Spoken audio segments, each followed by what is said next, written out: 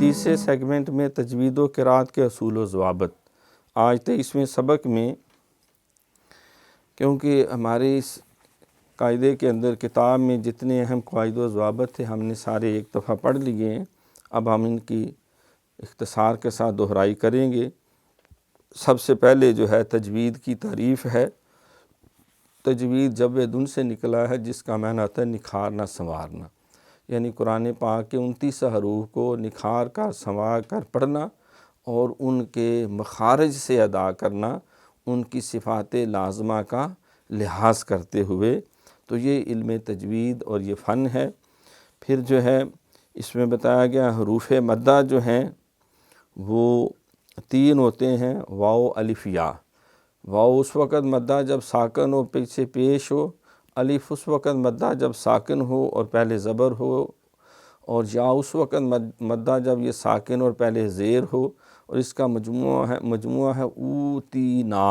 او واو مدہ، تی یا مدہ، نا یہ الف مدہ کی مثال ہے۔ آگے جو ہے اسی میں پھر لحن جلی اور خفی جب ہم قرآن پڑھتے ہیں تو اگر قواعد و ضوابط تجوید و قراءت کے پیش نظر نہ رکھیں تو ہم سے جو غلطیاں ہوتی ہیں وہ 2 قسم کی ہوتی ہیں۔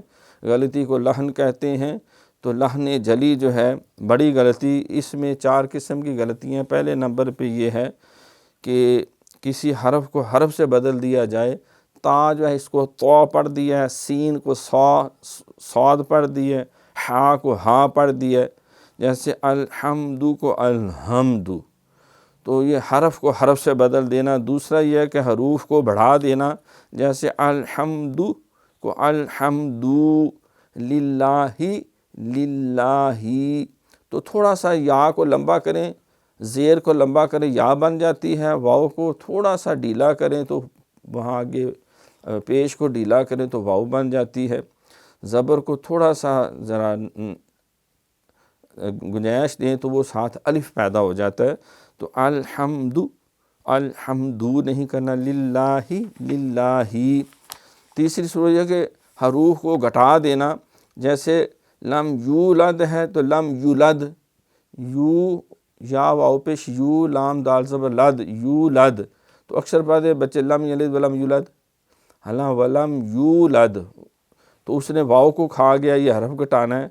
پھر چوتھی اس میں غلطی یہ ہوتی ہے کہ زبر زیر یا پیش کی غلطی کر دینا، جیسے آمنو ہے تو آمینو کر دیا۔ تو یہ 4 قسم کی جو غلطیاں ہیں ان کو لحن جلی کہتے ہیں۔ لحن خفی یہ ہے کہ جو حروف کو حسین بنانے کے قاعدے ان کو نظر انداز کر دینا، جس طریقے سے ہم دیکھتے ہیں کہ لفظ اللہ کا لام تفخیم سے موٹا پڑھا جاتا ہے، اس سے پہلے زبر اور پیش ہو تو اس کو باریک پڑھ دیا، زیر ہو تو باریک پڑھا جاتا، موٹا پڑھ دیا، جیسے الحمدللہ تو الحمدللہ موٹا کر دیا، اللہم لام موٹا ہے، اللہم باریک کر دیا، اللہ اکبر اللہ اکبر۔ تو یہ لحن خفی ہے، چھوٹی غلطیاں جو حسین بنانے کے قواعد و ضوابط ہیں ان کو مجروح کرنا، یہ لحن خفی ہے، اس سے بچنا بھی بہت زیادہ ضروری ہے۔ تو ہم نے یہ ابتدائی جو ہے وہ 2 اسباق دہرائے ہیں۔ ہم آج کے 23ویں پروگرام کے چوتھے اور آخری سیگمنٹ کی طرف چلتے ہیں، جس میں ہم قرآن پاک کی آخری جو 30ویں پارے کی چھوٹی صورتیں اس کی مشق کریں۔